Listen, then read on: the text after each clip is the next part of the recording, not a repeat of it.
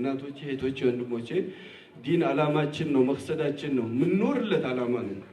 እኔ ሁላችንም ከዚህ ካለን ጀምሮ እዚህ ውስጥ በሌለ ነው በጠቅላላ ልንረዳው ልናውቀው hatta ስልጣን ላይ ወንበር ላይ ያለን ሰዎችን ብንሆን ያስቀመጠን አላህ ነው ነገም እንነሳ ሰዎች ነን ወላ ሀብት አለ ምንል ሰዎች በጠቅላላ አማና ያስቀመጠብን አላህ ነው ነገም የሚወሰድብን ሰዎች ልንሆን እንችላለን ወላ ዒልም አለ ምንለው በጠቅላላ ዕውቀት የዱንያ ዕውቀትን የሰጠን አላህ ነው ሁሉ ያለን ነገር በጠቅላላ والله ለዲን እንድናገለግልበት ለዲን እንድንጠቅምበት ለዲን ኻዲም እንዲሆን ዱንያችን ለዲን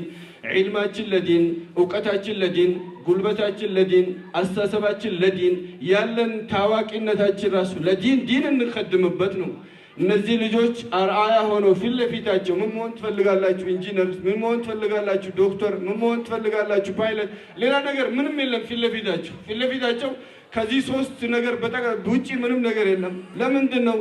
ዲንን በቦታው ላይ እንደነ ሰላሐዲን አልአዩቢ ረህመቱላህ ዐለይሂ ሰሃባ አይደሉም ምን ትፈልጋላችሁ ሲባል ለምን አትስቁም ሲባሉ ቤተል መቅደስ መስጂድ አቅሳ ካፊር እጅ ያለ እንዴት ብዬ ልሳቅ ብስቅና አላህ ቢጠይቀኝ ምን እለዋለሁ ዓለም በጠቅላላ ፊትለፊታቸው ያስጨንቃቸው ነበር የሐረር ጉዳይ ወይ የኢትዮጵያ ጉዳይ ወይ የረብሻ ጉዳይ አይደለም የዓለም በጠቅላላ ሙስሊም ችግር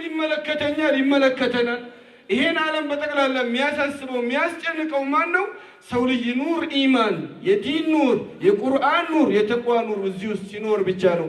እነዚህ ሰዎች እስካሉ ድረስ ዓለም በሰላም ትኖራለች እነዚህ ሰዎች ከሌሉ ዓለም በሰላም አትኖርም ለዚህ